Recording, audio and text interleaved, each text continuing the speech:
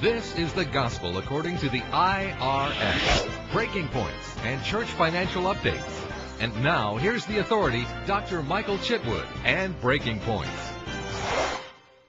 This is Breaking Points. We're going to continue our discussion today of some powerful news breaking information on designated gifts, the offering envelope, and points of consideration. Grab your pad and pen. Let's get started. On other programs, I have given you the first 3 points of consideration that you must know. Let me give you number 4, and that is this, that you must keep your offering envelopes for 7 years. You know why? Because your offering envelopes, your tithing envelopes, they are your source document. I'd like to see you keep those for 7 years. Number 5, it's important for you not to cash any checks out of the offering containers or the offering buckets. No checks can be cashed out of the offering containers or no change made from the offering containers. Number 6, it's very important for you to make sure as you go through this process that you understand the quid pro quo rules. Let me spell that for you. It's hard for me to say. It's probably hard for you to even write. Quid, Q-U-I-D, pro, P-R-O, quo, Q-U-O. Quid pro quo rules. Here's what it means. It means if somebody gives a donation to your church because they use your church for a wedding, you can't give them a contribution right off for that because that's a rental fee.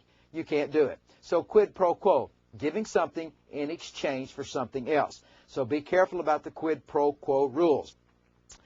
The next item I'd like to discuss with you is the $250 rule. This rule has been changed and it's been up and down. People don't understand it. Let me give it to you if I can.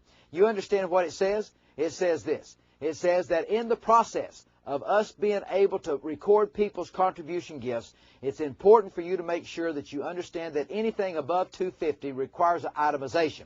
Now, there's 2 points. A is that you can give that receipt for that $250 gift at the time they give it.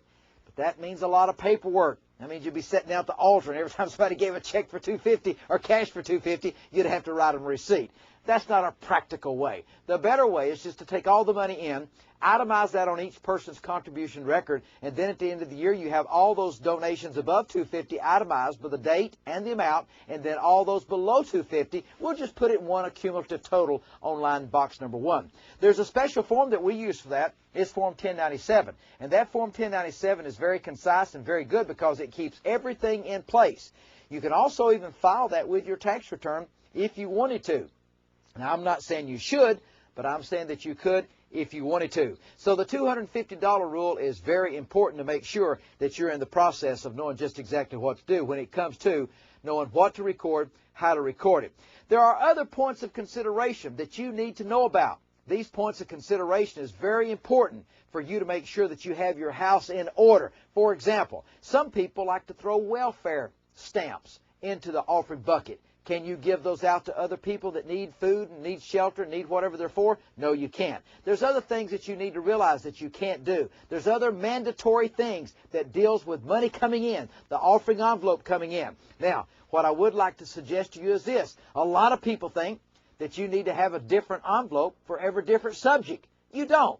You can have one envelope, and most of you that have our manual, you can turn to about page 292, I think it is, and on page 292, you'll be able to see the exact envelope that I prefer you to use. The only separate envelope that I want you to have is one for the pastor's special love offering. Now, it's illegal for you to have third Sunday love offerings, birthday love offerings, anniversary love offerings. All of those things are illegal, but if you're going to have it and do it the right way, which will come in a future teaching, it's important for you to have a separate envelope for the pastor's love offering. But for now, you can have a standard envelope, and on that envelope you can have a box or a line for tithe, a box or a line for offerings, a line for building fund, a line for mission, and even a line for others. But what's important is that you have an envelope that allows you the documentation and the audit trail that you'll need in case the IRS comes and audits your church. And ladies and gentlemen, don't you think that they don't have the power to do that? And today is a day where we need to make sure that every nonprofit, because the Corporate Scandal Act, the Corporate Greed Act, and the Corporate Responsibility Act, this is all through the Sarbanes and Oxley bill. The churches have a higher standard to live to. I'm encouraging you, I'm exhorting you today, please make sure that you have your house in order, because you'll find out that God will bless a house that's in order. I'll tell you what He won't do. God cannot bless a mess. So tomorrow, I'm Michael Chitwood. Breaking Points gives you the latest IRS updates and tax law. Pastor, if the IRS came to your church today, what would you say? If you really want your house of worship in order, call 1-800-345-9117.